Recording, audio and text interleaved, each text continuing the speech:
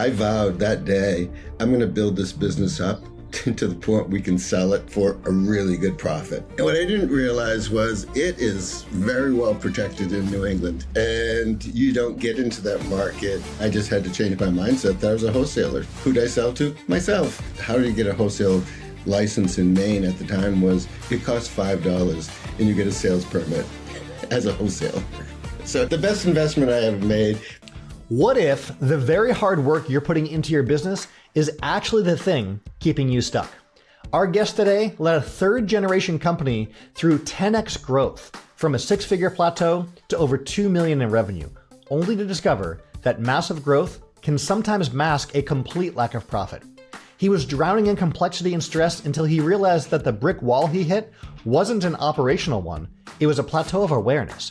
By flipping his perspective and taking control of a hidden part of his industry ecosystem, he transformed a stagnant family legacy into a high-performance machine that caught the attention of Harvard Business School and led to a successful exit. Welcome to today's episode of Your Business Growth Podcast. I'm your host, Jeremy Shapiro, author of Your Business Growth Playbook, and my guest today is Steve Barton. Steve, welcome to the show. Jeremy, thanks for having me on your show, and I'm looking forward to some great questions, and hopefully I can offer some advice to your audience and add some value there as well. I love it. Well, you know what? I often talk about how your business can only go one of three directions. You can pass it on to your kids, which never really happens. You can shut it down, or you can sell it. And so given those choices, which direction would you go? And you are one of the very, very rare folks that fits in that first bucket, that this is actually a third generation family business. What was it like growing up in a family business and starting to really be involved as early as 8 years old? Well, I didn't know any different. So my father worked at the S.D. Warren paper mill in Westbrook, Maine for 14 years, quit and took over the greenhouse. Actually didn't take over the greenhouse. My grandfather started a greenhouse in 1950. And I think in 1967 is when my father opened up a retail flower shop connected to it. And that was a time during FTD was starting to get big. Maine is an outgoing sending area for people who can get out of the winter. They go to Florida. So Valentine's Day and birthdays and anniversaries and Mother's Day we'd be sending to Florida and any place warm. So we became, through the years even, we were top 100 in FTD. I think after I took over, we became top 100 out of 26,000. And to clarify for our listeners, Steve, you guys had just a retail storefront of a flower shop. Yes, we were retail flower. And then we eventually bought another one, competitor in downtown Portland. And that's when the growth started happening. And just for our listeners, explain what FTD is. FTD is Floral Trans-World Delivery. I don't even know if it's still in existence. So it was Interflora in Europe, but anyway, it was kind of like 1-800-Flowers. You call us up and we'd send it via rotary phone when I started.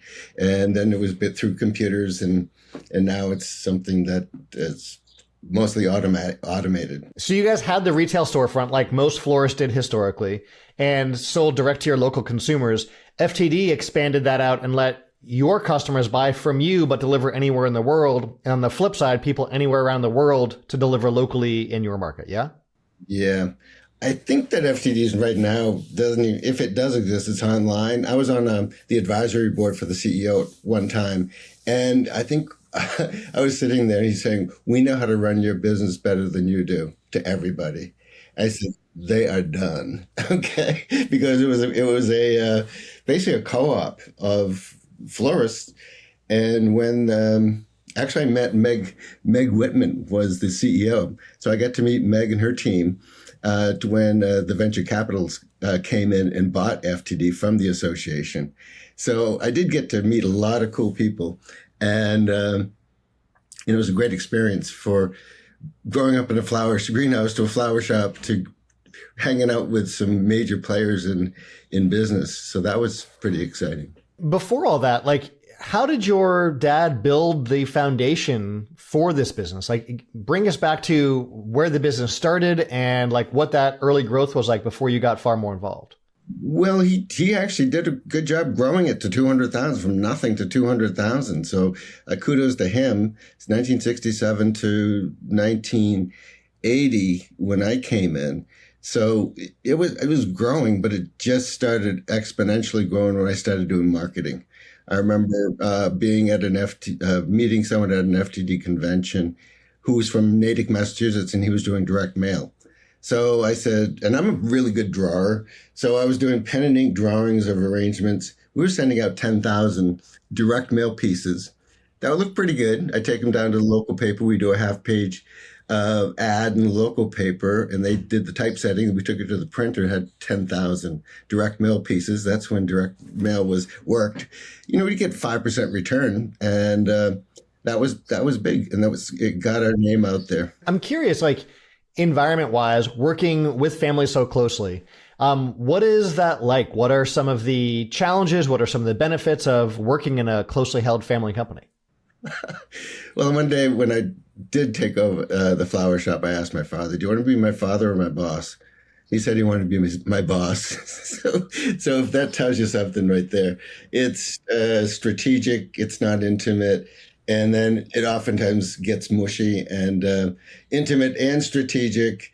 And the good news is I had it in writing that none of my siblings were able to come in and if they lost their job, take over. So that was a good thing that I give my father credit for, that he protected the work that I was putting into it. Because I think family businesses are so unique because we are dealing with intimate and strategic emotions, and there's really not a lot of room for emotions other than respect, in business.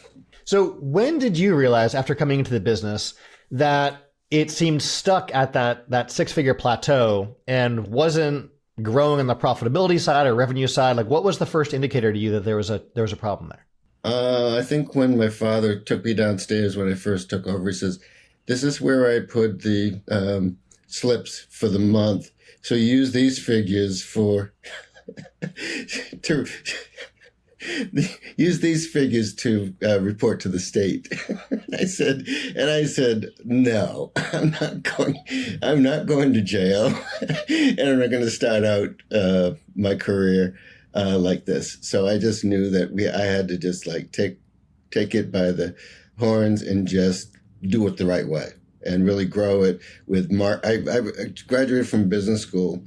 I was leaving for Europe for one-way ticket. I was going to study floral design because I always knew I wanted to be in the flower business, but I really knew I couldn't work with my father. So I was leaving for Europe and wasn't coming back. And 3 days before, my parents were at Kansas City, Missouri, and get a phone call from my mother saying that my father had a full-blown stroke. Half of his body was paralyzed. He recovered 89% back, feisty as ever, and but I started running the company since then because he did have difficulty with one of his hands for intricate work, so he couldn't design, and then we started computers started coming in and digital phones started coming in, and so it was just too much for him to handle. So it sounds like you were originally splitting and moving away from the family business, but then it pulled you back in.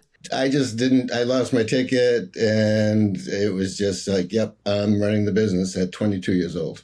Now, at 22 coming into this, did you feel like you were running the business or the business was running you? I had no clue what I'm doing. I had somewhat of a clue what I was doing, but I was half the age of the youngest employee. So I was the boss. And there was always, every once in a while, "I've been doing this since you were in diapers," phrases and things like that. So it was, and then the other part was my father was so well known in the community that, it was Enoch there. His name was Enoch. And I had to just get over that, say, well, he's not running it now. He's had a stroke. And so can I help you? So it was really that transition too.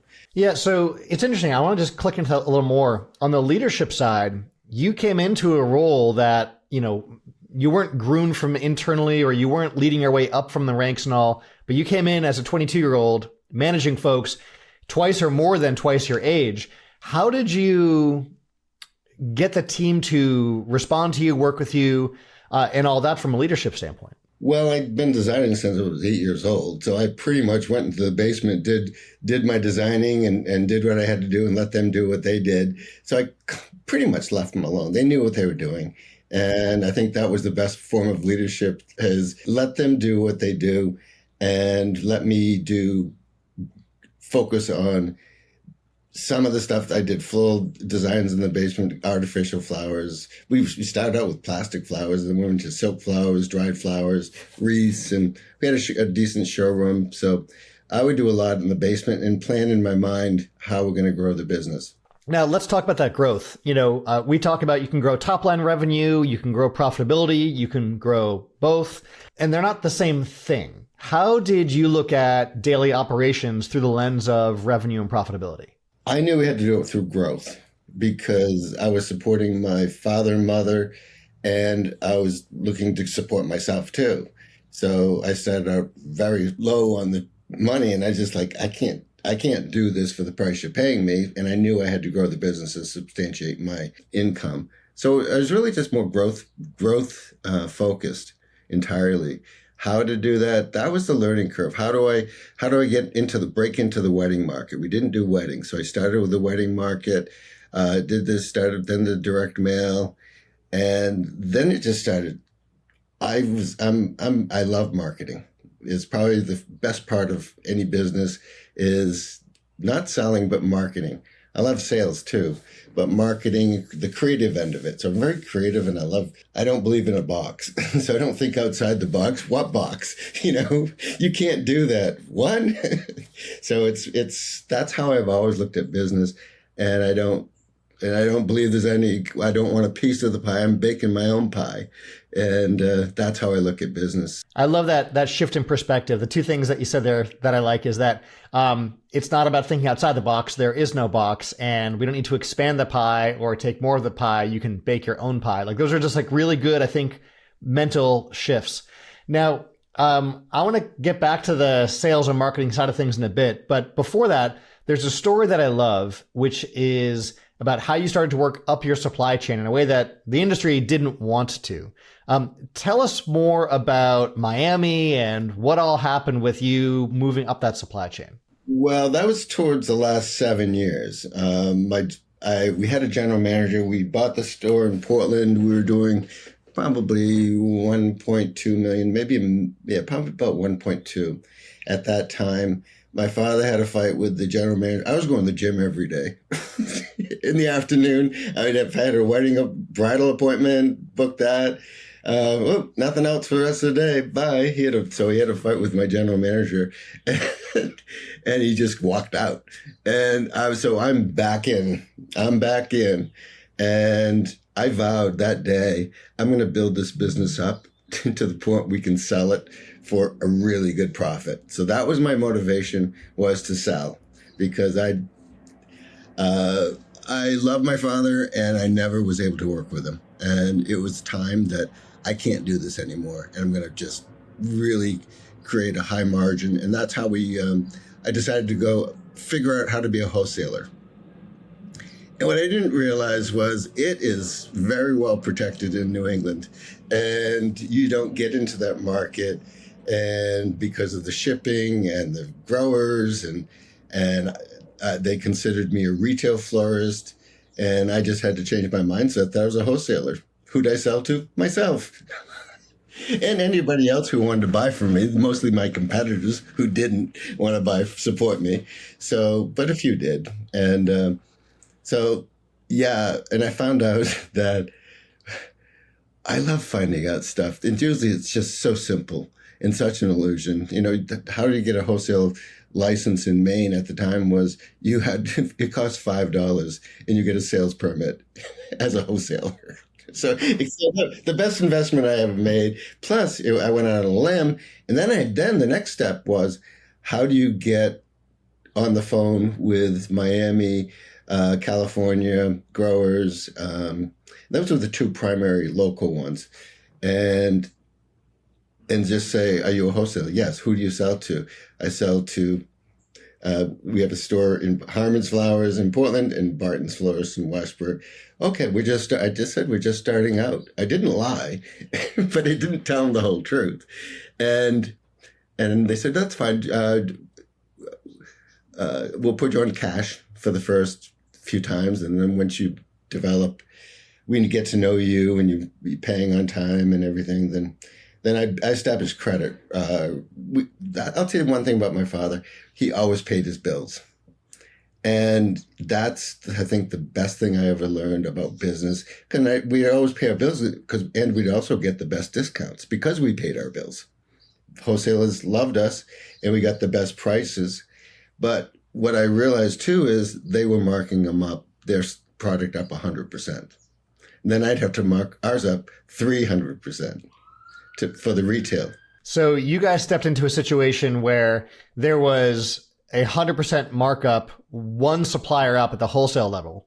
So you went and became the wholesaler to yourself with the possibility of wholesaling to others if they wanted to go that route. But regardless, that was an immediate boost on the profitability side.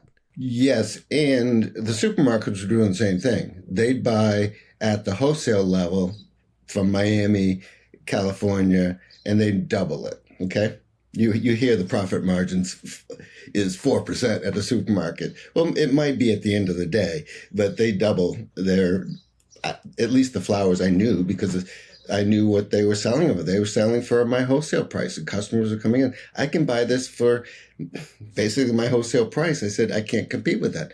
So when I went to direct myself, I was paying half the price that they were paying at the retailing for at the supermarket. Whole Foods was coming in at the time we left. They were doing, a lot of my customers were comparing prices and getting just as good a product. So it was hard to compete with price.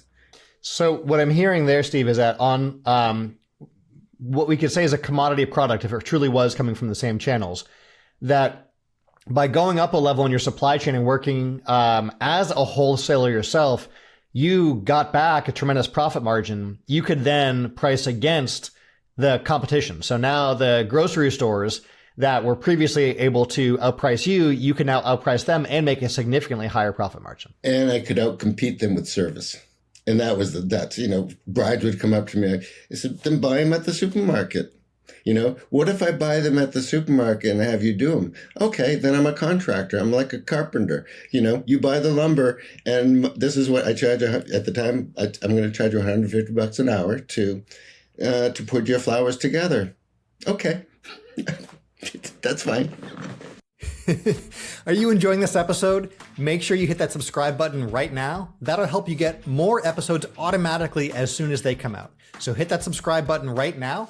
And if you have a minute, leave a quick rating and review. That helps support the show. What an interesting twist on sort of the traditional space. So you also had additional services outside of sort of the core products. I love that. All right. So you touched on marketing and sales before, and you've done some really creative, innovative things on the marketing side. I want to get into your story about the Not a Billboard and what you did with the Yellow Pages. Tell us the backstory on the Not a Billboard. Yeah, that came first. In about we bought the building and the business on Congress Street in 1980. And we ran the two stores as Harmon's Flowers in Portland and Barton's Flowers in Westbrook. And that was a nightmare to do two direct mail pieces, to do, everything was separate. The bookkeeping was separate. So finally, I knew I wanted to consolidate the two names. My wife at the time and I went to London, and we saw a tea house called Betjeman and Barton with palace letterings. And I brought it. I said, that's it. That's how I'm going to do it. I'm going to combine the two names. I'm going to have an HB. And then I brought it to a graphic designer and put a rose down through at an angle, red rose with palace lettering, black letters. And then we had Harmon's on one side, Barton's on the others. And so we did that, got that consolidated in the building that we owned, bought, and had almost like a outdoor movie drive-in theater size screen or side to it that overlooked probably the second largest square in Portland. Congress Square. And in the meantime, there was lots of murals going up in Portland. There's one guy named Tony Taylor. He was putting up murals. I'd see him. I'd drive by in the flower van delivering or doing something. And I'd see him, and I pulled him over one day and I said, "Hey, I've got a place I might want to put a mural.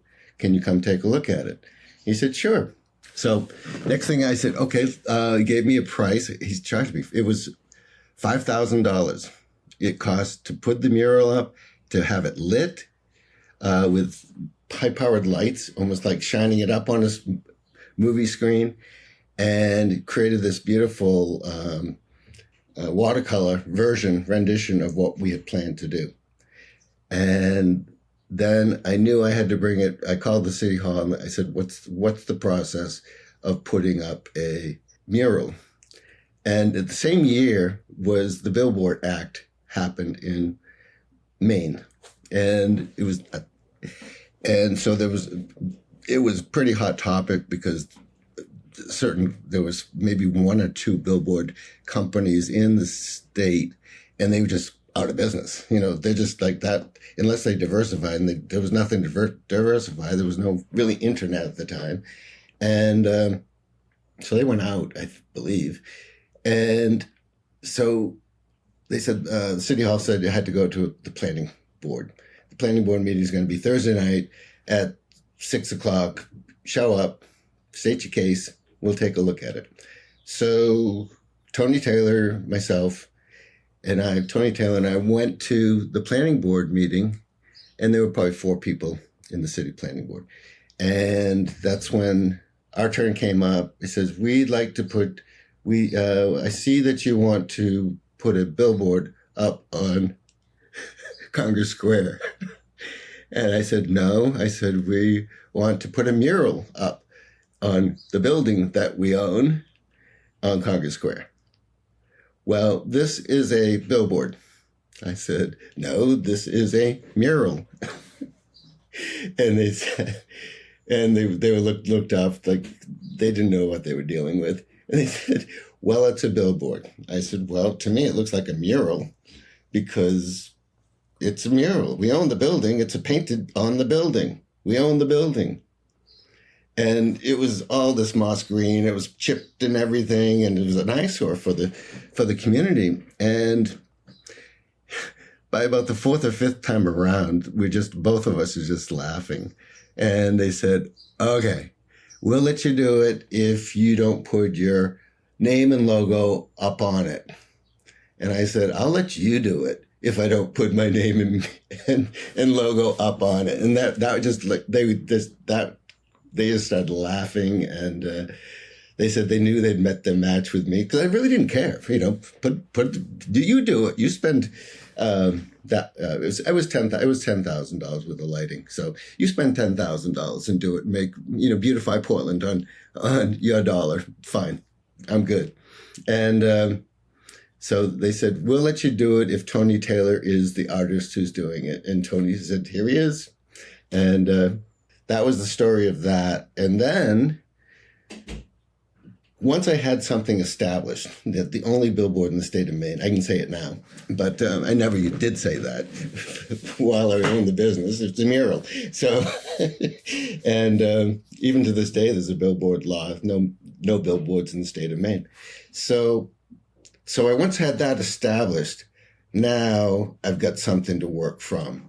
And this is before the internet and websites and all this. So, and people who called up, they didn't know what they're going to get. The typical phone call was, what would you like? You want a floral arrangement? What price range? $30, $40, $50. And that right now it's like 50, 75, and 100. But we give them 3 prices. Any special colors or flowers you were looking for? You had like this is it, blah, blah, blah. So now I decided, and this was during the time digital printing was coming out. So we had a catalog from the FTD selection guide, and we could buy these or have them sent to us on CD-ROM, and we could download them from there. So I would pick out about 10 arrangements, give them 3 prices, so people knew that what they're going to get. And they could say the lower price, the middle price, or the higher price. And I tell people that in the picture is the middle price. So they would, typically they'd always buy the middle price anyways. You give them three choices, they're going to buy the middle price. They don't want to be cheap. They don't want to be too extravagant. So that was that. That really boosted our sales.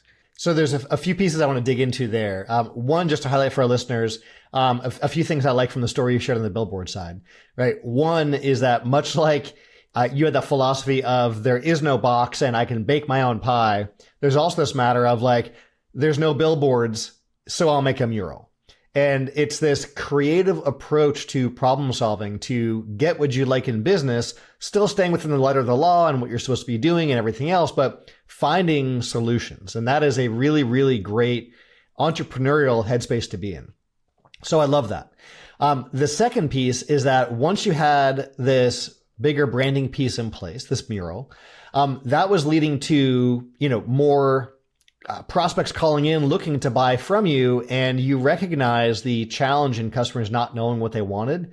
And so you put these packages together. So I want to dig into a little more about how you, by using the yellow pages and everything else, made it easier for customers to buy. Research has shown again and again, when you have something like 3 tiers and you show your most popular, the anchor of that higher price one makes the sale of the middle one so much easier.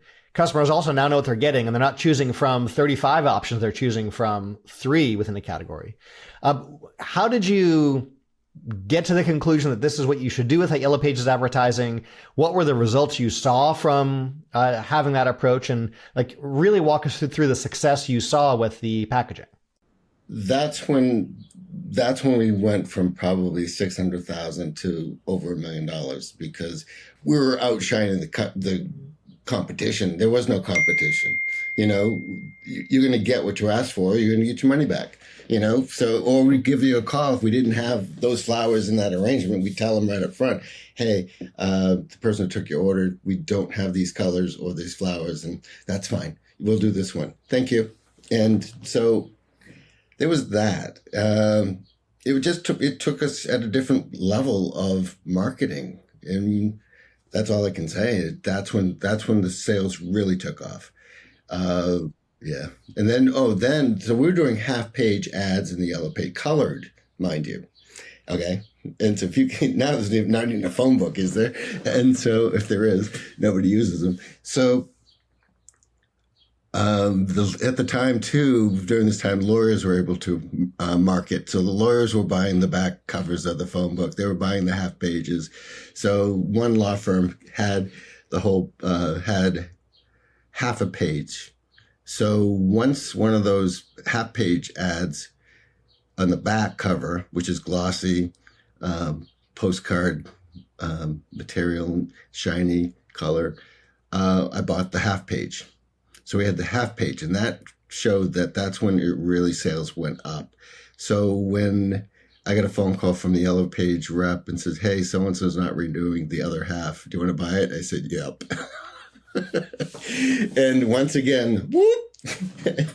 And you've had a 50-50 chance in houses. Most people's homes had 2 or 3 phone books in them. Businesses had a lot more, and had a 50-50 chance that was upside down on the someone. And we just got known, our top of mind awareness. I was at a local newspaper. The major newspaper did a but I don't know what you want to call it. They called people up in like a chamber event. They had an event that said, we want to do some education on marketing. And the guy knew that it was in the audience, or somehow found out. When they took a break, he pulled me aside. He goes, do you know you have the highest recognition rate of any logo in the state of Maine? I said, doesn't surprise me. I got the only billboard. Don't tell anyone. That's fantastic. And I love that you got that third-party validation and recognition from that. When I'm working with especially earlier stage businesses, maybe they're getting business by, founder-led sales or referrals, word of mouth, and so on. they, numbers wise, if you look at the financials, don't typically have much money being spent on the marketing side, forgetting that any business to grow typically has a good amount of money being spent on marketing, because that is what gets your name out there and gets those prospects coming in. But then converting those prospects is the job on the sales side. And you really, I think, brought so much of your expertise there to close that gap up so that A, you were recognized very widely. And then B, when you did get the prospects in, you made it easier for them to transact and buy from you. Yeah. They say a picture says 1,000 words. And when it comes to flowers, it has to be pretty. It has to be in color. It has to give them some idea what they're spending the money for. So I guess that's what that did, and gave them confidence in the sale that they're going to get something that it better look pretty darn close to what I bought, or I'll be calling you up and saying, that's not what I ordered. So I'm hearing about a few plateaus here. One is when you came in and the business just wasn't growing, but you managed to get it to that 600,000 level. This marketing, branding, and the whole awareness campaign and making it easier to buy got you guys up to that 1.2. And then that 1.5 level, the breakthrough came from working up the supply chain and becoming a wholesaler. Like, you've had a number of these plateaus and used different strategies to get yourself back to that growth and move towards that exit. I wish I could say I knew exactly what I was doing, but I didn't. It just made sense, As entrepreneurs, right? Like, there's not a roadmap in front of us. We create a best guess map. We follow that plan. It doesn't always go according to plan, but the difference, I think, is that successful entrepreneurs try something. They do it despite not knowing everything about it or being an expert. You do it and you learn from it. You get back up from your failures quickly. And that's how we figure out what works and what doesn't. Pretty much. So, Steve, let's go forward in time. You had this conversation with your dad, and it came down to the idea of, like, all right, let's grow this thing to sell it. I want to hear a little more about that conversation. I don't think he knew that, because I was his gravy train and he had a good thing going. So that was in me and my mind, and I knew what I was doing. And I did not want to work with him any longer. So 7 years I gave it. I'm going to build this business up to sell it. He did not know. And that's when I said, I got to make it profitable, because I know they're going to be buying a multiple of profit. That's what a business is worth. And flower businesses don't sell on high multiples. And in the meantime, I didn't tell you this, but we bought up about 3 or 4 flower shops in the area. And I paid like $10,000 for one of them and $20,000 for another one. They don't sell for much, because they're basically the husband and wife or the single proprietor, and you bought their phone number. Basically, we bought their phone number. So we get these calls in directed to us. And so that was an easy way and they'd gone out of business. So they really didn't have a lot of choice unless they had a friend or family. I don't know. But we also got some business from that as well. Love that. So you also went the acquisition route, doing a few key things.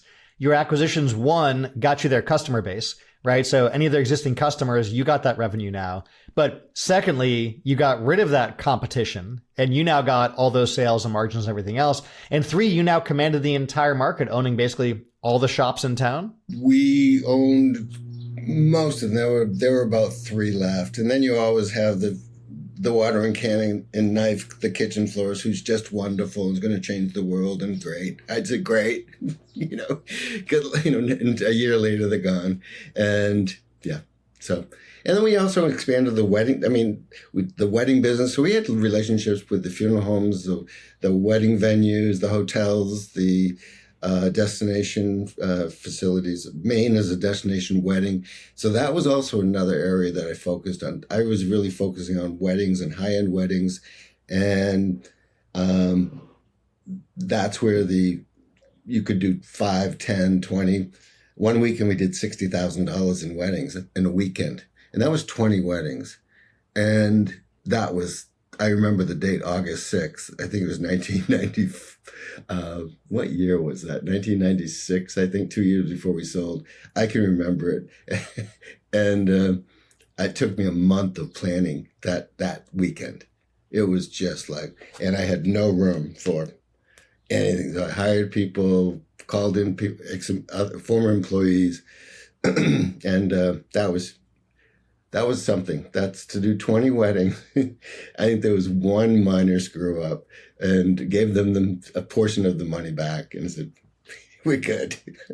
That's amazing. You're able to handle that volume with that scale. 3 years ago, that was 20. So that would be $100,000 wedding, $100,000 weekend today.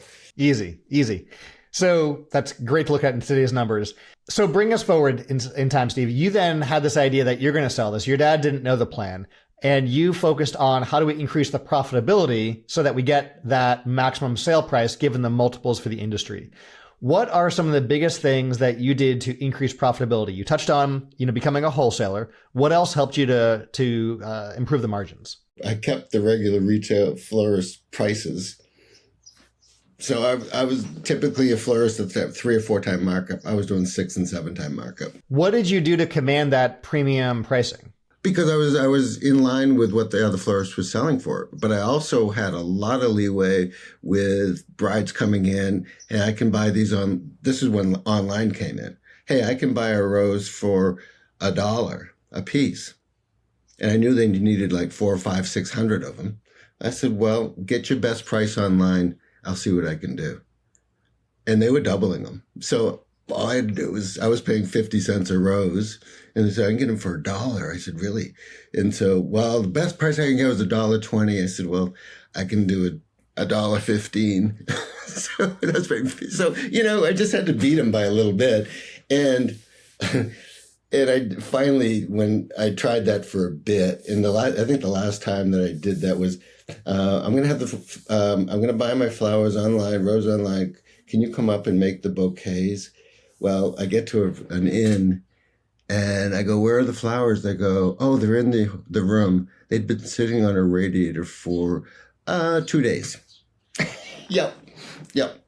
So I spent about 3 hours cutting the stems, putting them in hot water, cutting the stems, putting them in hot water. Eventually, I got them to back. And I said, never again. But I use that story when someone says, I'm going to have them delivered. No. Here's the story, okay? This is what happened. Well, no, I'm not doing it. I said, no, never again. So you learn, and those are just some, having fun. The worse than a flower business, I think the restaurant business, at least you can put the food in the refrigerator, make soup out of it. But can you imagine a restaurant saying, sure, bring us your food and we'll go ahead and we'll put something together for you? Like what a different experience that would be. Get out of that space real quick. And yeah, we're going to charge you 3 times what our menu price is to do that. Sure, we'll do that. Yeah. And we can't guarantee the quality. So, Steve, knowing what you know now, what would you have done differently the first time you saw that growth was becoming like unmanageable and that you were in this challenging spot? What could you have done differently? I don't know if it was unmanageable. It always seemed to be manageable. So it grew, and I loved the growth. I love to see growth. I love problem solving. That's just something that excites me. And I love putting together people, hiring people, and really developing and growing. So I love growth, and I'm doing the same thing now with my coaching business. So I'm finding I'm in the same position I was when I was 22 years old at 70, thinking, how am I going to do this? What's going to make me different than the others? Where's my pie? There is no box, but where's the pie? So I'm finding the same thing. And I love the challenge, and I'm patient. Now, speaking of that growth, what are some of the core metrics or indicators that you are tracking or looking at to make sure your business was healthy and staying ahead of some of those future plateaus on that way towards the exit? Well, I think the difference was I had a business background, so I knew how to read a profit and loss statement. And that put me way ahead of, one of the biggest flower shops in Portland, the owner died and her brother inherited it. And he came up to the flower shop and said, Steve, do you know how to read a profit and loss statement? I said, yep. And he didn't. And he didn't, I didn't even think I told him how to do it, but even then he just couldn't even read a profit and loss. So I knew from a very young age, I needed my numbers. Each month I needed to know where we stand, for especially with payroll and cost of goods. Those are my two key indicators of how, if we're going to be profitable or not. And it was everything we had. And I stayed usually right in line with it. But cost of goods went way down when I bought direct. So that got us to the finish line and to sell. And when I'd had enough of working with my father, I said, I'm out. There's that quote about what we measure, we can improve. And I love that you highlighted that you were watching payroll and your cost of goods sold, or COGS. And simply by being able to measure those, you're able to improve that COGS dramatically to hit the numbers. And for most businesses, payroll is the biggest expense. You guys having a physical good with high cost of goods sold, that obviously is a really key metric. So really well said. Now, Steve, you've learned so much in your business over the years. You're now helping others in their business. Tell us what you're working on these days, what's exciting you, and how you're helping folks. Well, I don't do manufacturing or flowers, but I'm helping people grow, okay, and become beautiful beings. And so I'm a mindset coach, an executive coach. I developed a process called the Game of 10, presented it to Harvard Business School case study team. So, and I say this only because, someone said to me the other day, what did that ever bring you by presenting to Harvard? I said, bragging rights. It's my billboard. Okay. It's my billboard. So, you got to do that in business. You got to stand out and you got to prove that you got something good. You're showing it. And that puts you aside. I think that's what puts an entrepreneur, separates them from the rest. I had the guts, got to know the director of the school and ask her. And it was about a year and a half worth of nurturing that relationship. And we tried to do something together, Steve, would you mind presenting the Game of 10 to my team? I've got a new team. I think they'd really like it. I said, I'm going, hell yeah. And so that was a cool, it went over really well. I had put together a small team of a producer for the hour and had another person there doing the brain science behind it, because I knew there were a lot of thinkers there, and the stuff I present is from the heart and not exactly from the head. It's not heady, it's hearty, in both. So it's flow. I was very well prepared. They loved it. One of the women in the group used to be head of team meeting planners at this school. And she sent me a nice email saying that was the best presentation we've ever seen. And so that was good. That was a win.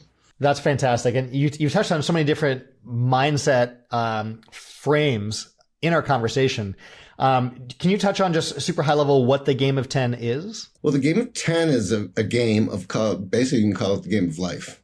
And most of the time people are playing the game often played 1 through 9 versus the Game of 10. So it's based on the premise or assumption that we are all born at a level of 10 in our awareness, our natural awareness, consciousness. And through life's disappointments, we get locked down. We get disappointed, and chronically disappointed, and sometimes traumatized. And if it's repeated, these become patterns of trauma. And oftentimes they're generational traumas as well, carried on by one parent or both parents.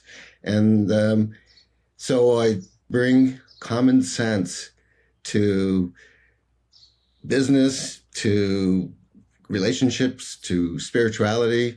And it's just, we attract who we are.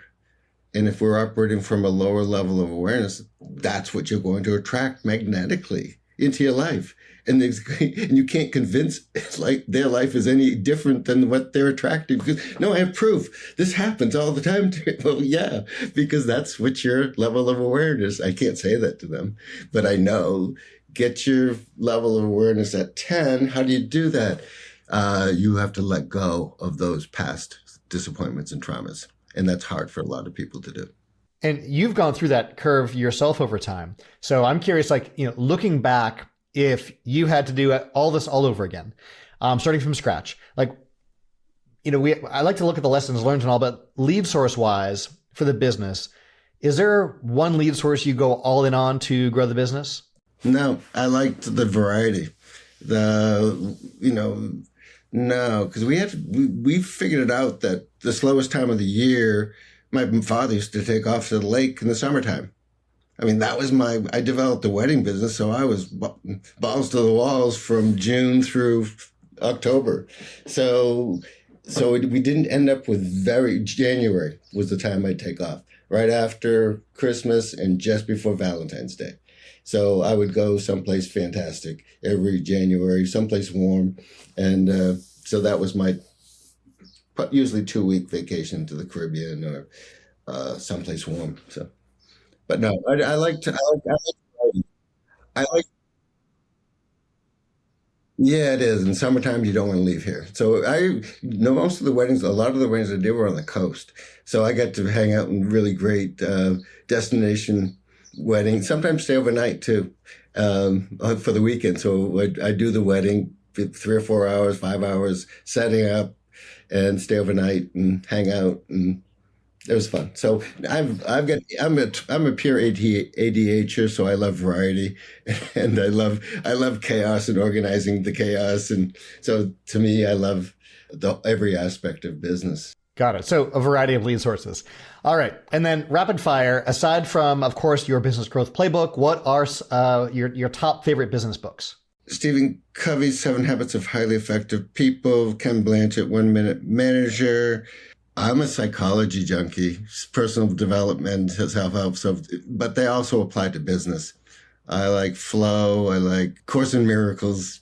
I look at this business as a spiritual or personal development. So to me, that is what I put in my heart into business, that it's really the passion behind it. So there are some great business books out there, but I think Stephen Covey's my favorite business book. It really hits home. And I love Ken Blanchett's 1 Minute Manager. It's simple. I like simple business books because business is simple. Life is simple. Make it simple. And those are your best business books. They all say they're all great. But I usually get 1 or 2 things out of any book I read right now. And that's worth it to me when I get 1 or 2 things. It's funny. I find, when you go back and read a book on your bookshelf again that you've read before and gotten value from, you often get different value and different insights from the second read through because you're at a different place in life, different place in business and so on. And so you don't need every page to be life-changing. You need that one golden nugget, and it's often a different nugget each read. You're exactly right. One of my other favorite books is The Power of Now by Eckhart Tolle. I was listening to a tape of his. I think I listened to it 30 times.